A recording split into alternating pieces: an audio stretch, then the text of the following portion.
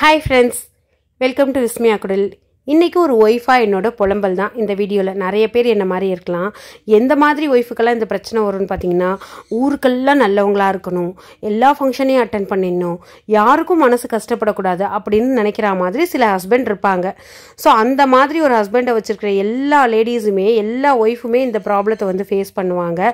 சொல்லப்போனால் அன்னைக்கு வந்து எனக்கு ரொம்ப பிஸியான டே, ரொம்ப ஹெக்டிக்கான டே, யாரோட சப்போர்ட்டும் இல்லாமல் நான் தான் எல்லாத்தையுமே வந்து டேக் கேர் பண்ணணும். ஸோ அப்போ பார்த்தீங்கன்னா காலையில் வந்து 6 மணிக்கு, ஆக்சுவலாக அன்றைக்கி ஹாலிடே, காலையில் 6 மணிக்கு வந்து எந்திரிச்சு நான் 2 ஃபங்க்ஷனுக்கு வந்து கிளம்பணும். ஸோ காலையில் வந்து ஒரு 50 கிலோமீட்டர் தள்ளி போய் ஒரு பேபி ஷவர் வந்து அட்டன் பண்ணணும். நான் என்னோடய டயத்தை வேஸ்ட் பண்ணக்கூடாது. ஏன்னா ஆடி வெள்ளி அன்னைக்கு நான் ஈவினிங் சாமி கும்பிடலாம், ஒரு 7 பேர் வந்து கூப்பிட்டுருந்தேன், அவங்களுக்கு எல்லா அரேஞ்ச்மெண்ட்ஸும் பண்ணணும் அப்படின்னு சொல்லிட்டு நான் பிளான் பண்ணிட்டு இருந்தேன். இருந்தாலும் அந்த ஃபங்க்ஷன் அட்டன் பண்ணி தான் ஆகணும்னு சொல்லிட்டாங்க. அதனால நானும் கிளம்பி போயாச்சு. சரி ஓகே, வந்து ஹஸ்பண்டையும் அன்றைக்கி ஹாப்பியாக வச்சுக்கணும் இல்லையா? ஸோ அவங்களுக்காக தானே மெயினாக அது செய்கிறோம் அப்படின்னு சொல்லிட்டு அவங்களுக்காக கிளம்பி போயாச்சு. போகிற டயத்தில் போக ஒரு 1 hour, வரத்துக்கு வந்து ஒரு 1 hour ஆகுமே அப்படின்னு சொல்லிட்டு அந்த டயத்தை சேவ் பண்ணணும்னு போகிறப்பயே பூவும் வந்து கட்டி எடுத்துகிட்டு போயிட்டேன். அன்றைக்கி 2 ஃபங்க்ஷன் அப்படிங்கிறதுனால நான் 2 லுக் வந்து க்ரியேட் பண்ணிக்கணும் அப்படின்னு சொல்லி நினச்சேன். இது வந்து இந்த லுக்கில் வந்து காலையில் அந்த பேபி ஷவரும் ஒரு வரலட்சுமி பூஜையும் அட்டன் பண்ணிவிட்டு எனக்கு இன்னும் ஒரு பெரிய வேலை வேறு இருந்தது. வெடி வேறு ஒன்று அன்பாக்ஸ் பண்ண வேண்டியதாக இருந்தது. ஏன்னா இந்த டயத்துலேயே நம்ம வெடி வாங்கி வச்சுக்கிட்டோம்னாக்கா நமக்கு நிறைய மணி வந்து சேவ் ஆகும் அப்படின்னு சொல்லிட்டு இவ்வளோ பண்ணியுமே வந்து பார்த்தீங்கன்னாக்கா நான் ஆடி வெள்ளிக்கு அவ்வளோ விஷயங்கள் பண்ணேன். பட் அது என்ன ஆணுச்சுங்கிறது நான் வந்து சொல்கிறேன். ஸோ இது வந்து நான் ரீசெண்டாக இப்போயே வெடி வந்து வாங்கி வச்சுட்டேன். ஏன்னா நமக்கு வந்து ஒரு 6000 ரூபாய்க்கு வாங்க வேண்டிய சரக்கை இப்போ வாங்கி வச்சோன்னா 3000 ரூபாய்க்கு வந்து வாங்கிடலாம். நான் பாலகணபதி கிராக்கர் சிவகாசியிலேருந்து 5000க்கு ஒரு கிஃப்ட் பேக் வந்து வாங்கியிருந்தேன். கிஃப்ட் பேக் அப்படிங்கிறது வந்து பெரியவங்களுக்கு மட்டும் இல்லாமல் சின்ன குழந்தைங்கள்லேருந்து பெரியவங்க வரைக்கும் வெடிக்கிற மாதிரி பிளான் பண்ணி எல்லா ஐட்டமே வச்சுருந்தாங்க. குழந்தைங்களுக்கான சின்ன சின்ன வெடி, ப்ளஸ் வந்து அதுக்கப்புறமா பெரிய பெரிய கிராக்கர்ஸு, அப்புறம் ஃபேன்சி ஐட்டம்ஸ், நைட் ஐட்டம்ஸ் அப்படின்னு சொல்லிட்டு எல்லாமே இருந்தது. ஜென்ரலாக நம்ம வந்து ஒரு சிட்டு போட்டு வாங்குவோம்ல வெடி, அப்போ வந்து கணக்குக்காக மட்டும்தான் அந்த ஐட்டம் வைப்பாங்க. நான் 5000 ருபீஸ்க்கு ஃபேமிலி பேக் வாங்கியிருந்தேன், 50 ஐட்டம்ஸ் வச்சு. அது ஜஸ்ட் கணக்குக்காக மட்டும் இல்லாமல் பெரிய பெரிய ஐட்டம்ஸே நல்ல ஃபேன்சி ஐட்டம்ஸாக வந்து கொடுத்துருந்தாங்க. ஸோ அதெல்லாம் வந்து அன்பாக்ஸ் பண்ண வேண்டிய வேலை இருந்தது. இவ்வளோ வேலைக்கு நடுவில் நான் வந்து அந்த பேபி ஷவர் அட்டன் பண்ணிட்டு வந்து இந்த அன்பாக்சிங்குமே வந்து ஷூட் பண்ணிட்டு இருந்தேன். ஸோ இப்போ வந்து பார்த்தீங்கன்னாக்கா இவங்ககிட்ட வாங்குறப்ப நமக்கு நிறைய வந்து பெனிஃபிட்ஸ் ஆஃபர்ஸ்லாம் இருக்கும். அவங்கக்கிட்ட வாங்கின ஐட்டமில் நான் 1-2 வெடியாக வந்து போட்டு காமிக்கிறேன். உங்களுக்கு வந்து அப்போ தெரியும். டீட்டெயில்ஸ் வந்து டிஸ்கிரிப்ஷன்லேயும் கொடுக்குறேன், நீங்கள் வந்து செக் பண்ணிக்கலாம். பெரிய பெரிய கம்பி மத்தாப்பு, வீல்ஸ் அப்படின்னு சொல்லிட்டு எக்கச்சக்கமான ஐட்டம்ஸ் வந்து வச்சுருந்தாங்க.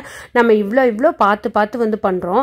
ஆனால் இந்த ஹஸ்பண்டுக்கு ஒரு இடத்துக்கு போகிறாங்க அப்படின்னாக்கா நமக்கு வேலை இல்லைன்னா நம்மளும் அவங்களோட கூட உட்காந்து தான் இருக்க போகிறோம். ஆனால் வரமாட்டாங்க. நீ என்ன வந்துட்ட, சீக்கிரமாக வந்துட்ட, அந்த ஃபங்க்ஷன் முக்கியமா, இந்த ஃபங்க்ஷன் முக்கியமா அப்படின்னு சொல்லிட்டு நம்மளை போட்டு படுத்துவாங்க. அது எப்போதுமே எனக்கு வந்து இருக்கிற ஒரு டென்ஷன்.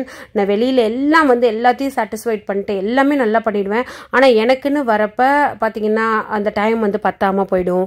நினச்ச விஷயத்த கரெக்டாக பண்ண முடியாமல் வந்து போயிடும். ஸோ எத்தனை பேருக்கு வந்து இந்த மாதிரி ஒரு ஃபீல் இருக்குது, இந்த மாதிரி விஷயங்களை ஃபேஸ் பண்ணியிருக்கீங்கிறத கமெண்ட்டில் சொல்லுங்கள்.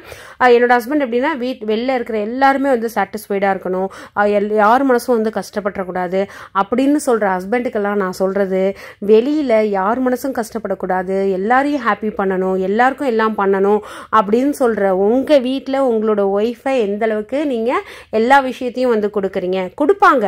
ஆனால் அதில் சின்ன சின்ன காம்ப்ரமைஸ் வந்து பண்ண வேண்டியதாக இருக்கும்.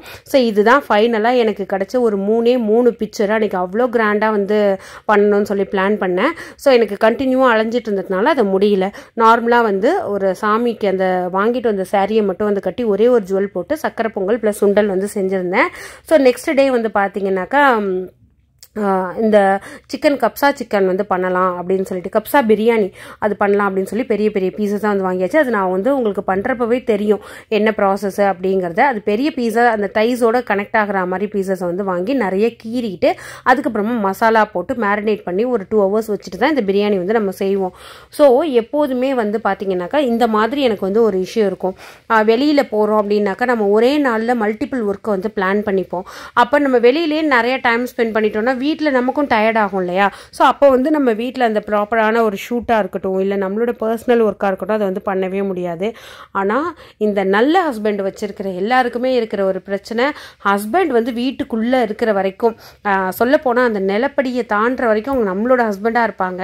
அந்த நிலப்படியை தாண்டி வெளில போயிட்டாங்கன்னாக்கா அவங்க வந்து ஒரு பப்ளிக் ப்ராப்பர்ட்டி மாதிரி வந்து ஆயிடுவாங்க. ஸோ இது எனக்கு எப்போதுமே இருக்கும். எத்தனை பேர் இந்த மாதிரி ஒரு ஹஸ்பண்டை வச்சுட்டு கஷ்டப்படுறீங்க? ஊருக்கு அவங்க நல்லவங்க தான், ஊருக்கு நல்லவங்களாக இருக்கிறவங்க யாராலையுமே ஒய்ஃபுக்கிட்ட வந்து அவ்வளோ வந்து நடந்துக்க முடியாது. ஏன்னா எல்லாரையுமே ஒரு மனுஷனால் வந்து சாட்டிஸ்ஃபைட் வந்து பண்ண முடியாது. ஸோ அந்த மாதிரி யாராவது ஒரு ஹஸ்பண்ட் இருந்தீங்க அப்படின்னாக்க ஃபஸ்ட்டு ப்ரையாரிட்டியை ஒய்ஃபுக்கும் ஃபேமிலிக்கும் கொடுங்க. வெளியில் போங்க, எல்லாருக்கும் வேணும். ஸோ அதெல்லாம் இதை வந்து உங்களோட வீட்டில் இருக்கிற பிரச்சனைகளை உங்களுக்கு வீட்டில் கொடுக்க வேண்டிய எல்லாத்தையும் கொடுத்துட்டு அதுக்கப்புறமா வெளில போனீங்கன்னா உங்களோட வரவங்களும் சிரிச்சுக்கிட்டு சந்தோஷமாக வருவாங்க. ஸோ கண்டிப்பாக ஒய்ஃபை வந்து சாட்டிஸ்ஃபைட் பண்ண வேண்டியது, ப்ளஸ் வந்து ஃபேமிலிக்கு டைம் கொடுக்க வேண்டியது, இது எல்லாம் ஒரு ஹஸ்பண்டாக ஒருத்தவங்களோட கடமை. ஸோ எனக்கு எப்போதும் இந்த ஒரு இஷ்யூ இருக்கும். ஸோ எத்தனை பேருக்கு அந்த மாதிரி இஷ்யூ இருக்குது, எத்தனை பேர் இந்த மாதிரி ஒரு ஹஸ்பண்டை வச்சுட்டு கஷ்டப்படுறீங்க அப்படிங்கிறத மறக்காமல் கமெண்ட் செக்ஷனில் வந்து ஷேர் பண்ணுங்கள். நானும் வந்து அதை தெரிஞ்சுப்பேன். எனக்கும் ஓகே அப்படின்னு சொல்லிட்டு ஒரு மன ஆறுதல் வந்து கிடைக்கும்.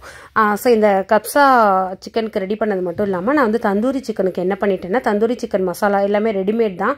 எனக்கு காலையில் டைம் கிடையாது அப்படின்னு சொல்லிட்டு அது வந்து ஒரு 9:30க்கே அதை மேரினேட் பண்ணிவிட்டு அதை வந்து ஓவனில் வந்து வச்சுட்டேன். ஒரு பீஸ் மட்டும்தான், 5 பீஸ் வந்து பிரியாணியில் போட்டோன்னா ஓவராக இருக்கும் அப்படின்னு சொல்லிட்டு அதுலேருந்து ஒரு பீஸை தனியாக மேரினேட் பண்ணி ஒரு 10 மினிட்ஸ்க்கு ஒன்ஸ் வந்து வெளியில் எடுத்து மேலே வந்து ஆயிலோ இல்லை பட்டரோ அப்ளை பண்ணி உள்ளே வச்சுட்டோம்னாக்கா அது வந்து ஒரு மாதிரி கிரில் சிக்கன் மாதிரி வந்து வரும். தந்தூரி மசாலாவும் போடலாம், கிரில் மசாலாவும் போடலாம். பட் இது வந்து கிரில் சிக்கன் மாதிரி வந்து வரும். அந்த ஸ்மோக் ஃப்ளேவர் மட்டும் வந்து வராது. நான் மேரினேட் பண்ணி வச்சுருந்த இந்த பீசஸை வந்து என்ன பண்ணேன்னாக்கா, பிரியாணிக்கு நம்ம எப்போதும் சாட்டே பண்ணுவோம்ல, அதே மாதிரி பண்ணிவிட்டு உள்ளே வந்து 2 பக்கமும் திருப்பி வச்சு ஒரு 10 நிமிஷம் வந்து வேக வைக்கணும். வேக வச்சதுக்கப்புறமா ஒரு விசில் வந்து வச்சுடுங்க. ஏன்னா சிக்கனோட பீஸ் வந்து பெருசாக இருக்கிறதுனால நம்ம விசில் வைக்காமல் வேக வச்சோம் அப்படின்னாக்கா வேகாது. என்னதான் திருப்பி போட்டு நீங்கள் வேக வச்சாலும் அது வந்து வேகாது. ஸோ இந்த மாதிரி வந்து அரேஞ்ச் பண்ணிடுறேன். அரேஞ்ச் பண்ணிவிட்டு அந்த திருப்பி போட்டுட்டு அந்த மசாலாலாம், ஏன்னா நம்ம இதுலேயும் போட்டு மசாலா வதக்கியிருப்போம் இல்லையா, நான் வந்து கொஞ்சம் தயிரும் போட்டுக்கிட்டேன் அந்த மசாலாவோட சேர்த்து. ஸோ இதை வந்து என்ன பண்ணிட்டேன்னாக்கா, நான் வந்து இன்றைக்கி சீரக சம்பா ரைஸில் தான் பண்ணலாம் அப்படின்னு சொல்லி பிளான் பண்ணியிருந்தேன். அதனால் அதில் பாதி தண்ணியை வந்து இந்த சிக்கனோட ஊற்றி ஒரு விசில் வந்து வச்சுட்டேன். விசில் வச்சதுக்கு அப்புறமா இந்த பீசஸை வந்து நம்ம வெளியில் எடுத்துடணும். வெளியில் எடுத்துட்டு நம்ம வந்து அந்த மேரினேட் பண்ணுறதுக்கு ஒரு மசாலா பவுடர், அது நான் வந்து ஆக்சுவலாக பிரியாணி பவுடர் வந்து போட்டேன். ஸோ நீங்கள் வந்து ஆக்சுவலாக பிரியாணிக்கு வந்து பிரியாணி பவுடர் தான் போடணும். அது வந்து ஹோம்மேடாகவும் இருக்கலாம், இல்லை கடையில் வாங்கினதாகவும் இருக்கலாம். அந்த மாதிரி பவுடரை போட்டு நம்ம வந்து நல்லா ஆயில் ஊற்றி அது நல்லா ரோஸ்ட் ஆக்கணும்.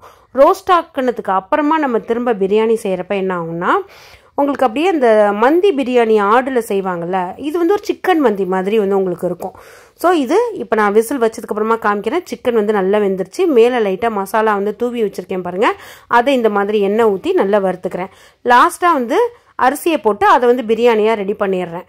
அந்த பிரியாணி ரெடி பண்ணதுக்கப்புறமா என்ன பண்ணுறேன்னா, இந்த மாதிரி அந்த நம்ம வறுத்து வச்சுருக்கோம் இல்லையா, அதெல்லாம் வந்து அந்த சாதத்துக்குள்ளே வந்து வச்சுட்டு ஒரு ஸ்மோக் ஃப்ளேவர் வரத்துக்காக பக்கத்துலேயே வந்து அந்த கொட்டாங்குச்சி இருக்கும்ல, சிரட்டை இருக்கும்ல, அதை வந்து நல்லா சுட்டுட்டு அதை இதில் வச்சு கொஞ்சோண்டு மேலே நெய்யோ இல்லைனா ஆயிலோ வந்து ஊற்றிட போகிறேன். ஊற்றிட்டேன்னா நல்ல ஒரு ஸ்மோக் ஃப்ளேவர் வந்து வரும். நம்ம தனியாக இந்த பிரியாணி செய்கிறப்ப தொட்டுக்க அப்படின்னு சொல்லி எதுவும் செய்ய தேவை கிடையாது. இந்த பீசஸே நல்லா வறுபட்டுருக்கிறதுனால இதையே எடுத்து சாப்பிட்றதுக்கு ரொம்ப நல்லாயிருக்கும். ஸோ அந்த நல்ல ஹஸ்பண்ட் பற்றின உங்களோட ஃபீட்பேக்கை மட்டும் கமெண்ட்டில் ஷேர் பண்ண மறக்காதீங்க. இதோட எக்ஸாக்ட் ரெசிபி வேணும்னா நான் போஸ்ட் பண்ணுறேன். So thank you, by.